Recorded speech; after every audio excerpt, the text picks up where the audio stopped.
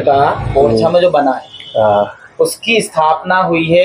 कहा जाता है कि वो एक रसोई में हुई है, क्योंकि अब वहां पे हम लोगों ने एक सर्च किया था तो उन्होंने वहां के मंदिरों में जो भी गुरुदेव हमें जहाँ लेते हैं वहाँ के पंडित लोग, वहाँ के कई लोगों से पूछा है तो उन्होंने ये बताया कि जो राम मंदिर की स्थापना हुई है जो हुई है वो एक रसोई घर में हुई है। अब आप क्या कहते हैं उसके बारे में? नहीं, इनके क्या है कि तथ्य सब अलग अलग हैं कि 4-5 लोगों के प्रकार की जो प्रक्रिया है वो तो जिस समय जैसा काल चला उस काल को समझ करके लोगों ने बेसी उसी की कथा बनाई है। वैसे तो ओरछा का इतिहास कहता है आने का कहा, लेकिन राजा कहने लगे नहीं हम वृंदावन जाएंगे, तो रानी जिद पड़ गई। जब रानी जिद पड़ गई तो राजा ने कहा कि देखो देवी, तुम वहां जा तो रही हो लेकिन राम को साथ में लेके आना। अगर तुम राजा राम को साथ में लेकर नहीं आई तो मैं आपको अपनाऊंगा नहीं, आपको छोड़ दूंगा। तो रानी अयोध्या गई और अयोध्या में जाकर के तपस्या की। जब राजा राम नहीं मिले तो सरयू नदी में रानी ने जैसे ही अपने प्राणों को त्यागने के लिए जल में डूबी, तो जैसे ही डूबी तो वहां बालू के नीचे भगवान जो ओरछा में था उसमें जैसे ही डूबे, वहां नदी के में से बालू में से राजा राम की प्रतिमा उनके हाथ में आ गई और उससे लेकर के वो आने लगे। अब इसके कई तथ्य हैं। कई लोग कहते हैं कि मुगल शासन जब आया, जब मूर्तियों को तोड़ा जा रहा था, एक औरंगजेब ने ओरछा पर आकर के आक्रमण किया। ये 1600 ईस्वी पुरानी बातें हैं कि जब आकर के आक्रमण किया तो वहां के जो पुजारी थे, पुजारियों ने कहा कि राम जी की जो अयोध्या में राम जी हैं उनकी मूर्ति को ये मुगल खंडित कर देंगे, तो इन मूर्ति के लिए हम क्या करते हैं, सरयू नदी में बालू के नीचे दबा देते हैं। उन्होंने वहां से मूर्ति उठाई और मूर्ति उठा करके बालू के नीचे सरयू नदी में उनको वहां पर स्थापित कर दिया। अब जब स्थापित कर दिया तो अब राजा राम को तो कहीं ना कहीं आना था। उनका देखो, राजा राम के ही इशारे से सारी सृष्टि चलती है, उनके ही आशीर्वाद से, उनके ही चमत्कार से हम और आप सब जीवित हैं और उन्हीं के ही इशारे से हम सब काम करते हैं। तो रानी को सपने में आए, सपने में आकर रानी ने जैसे ही मरने के लिए नदी में डुबकी लगाई, सरयू नदी में, तो उसमें से राजा राम उनके हाथ में आ गए।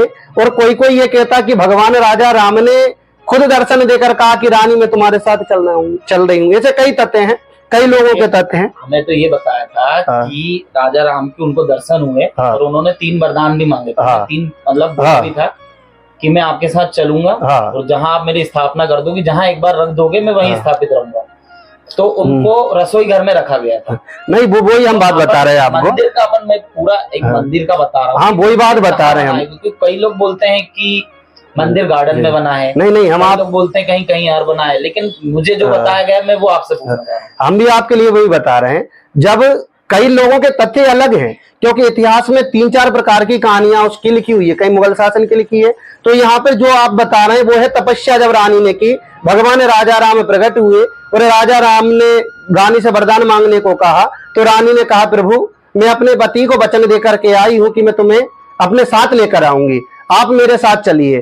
तो भगवान ने 3 शर्तें रखी। राजा राम ने कहा कि मैं तुम्हारे साथ तो चलूंगा, लेकिन जिस नक्षत्र में तुम मुझे लेकर जा रही हो, पुख नक्षत्र में, उसी नक्षत्र में मैं तुम्हारे साथ चलूंगा और जहां जाकर तुम मुझे ये पदार्चन कर दोगी, जहां जाकर तुम मुझे रख दोगी, वहीं मैं हमेशा के लिए स्थापित हो जाऊंगा।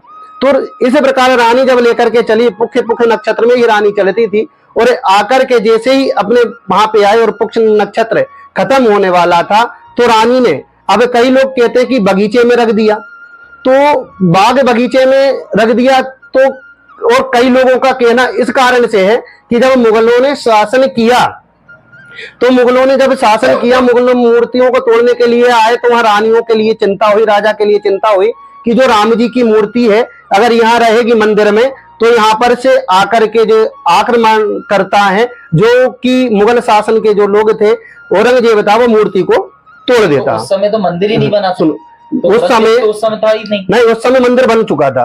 वो पुराना मंदिर आज भी वहां पर स्थापित है। मुगल शासन था ना उस समय, मुगल शासन कहाँ? मुगल शासन था, नहीं था उस समय, मुगल शासन था। आप पहले पढ़िएगा, उस समय मुगल शासन था, जिस समय ओरछा के 1600 ईस्वी की बात है। ये अपना मुगल शासन कब हटा है? मुगल शासन हटा, मुगल शासन हटने के बाद में आपका अंग्रेजों का शासन आ गया था। सर्वप्रथम मुगल शासन ही उस समय था, फिर अंग्रेजों के शासन से अभी हम। ओरछा मंदिर किस समय बना?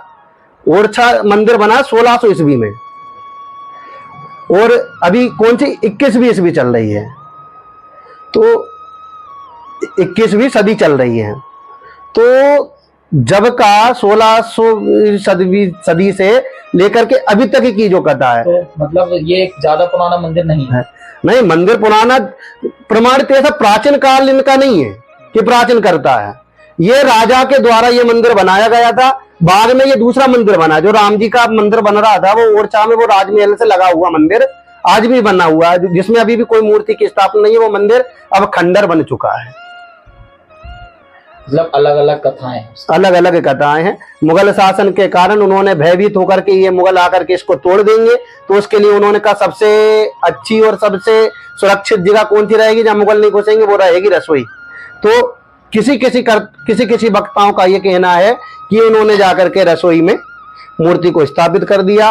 कोई वक्ता ये कहते हैं, कोई इतिहास में की किताबों में ये लिखा हुआ है कि भगवान राजा राम जब पुखे नक्षत्र में आए और उनके लिए आकर बगीचा में रानी ने पदार्चन किया, वहीं पर राजा के द्वारा वो महल तैयार किया गया, उनका मंदिर बनाया एक और कहा जाता है कि राम मंदिर जो बना है और जो ओरछा में जो बना है राम मंदिर, उसमें दिन में यहाँ रहते हैं और रात में वहां चले जाते हैं, इसका क्या कहना है?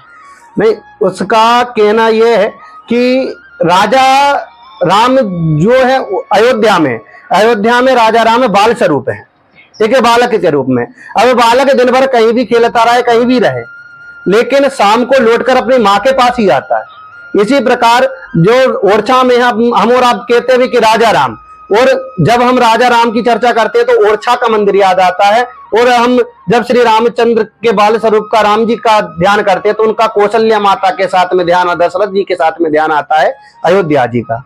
तो हर बालक का, कोई भी व्यक्ति हो अपने काम कार्य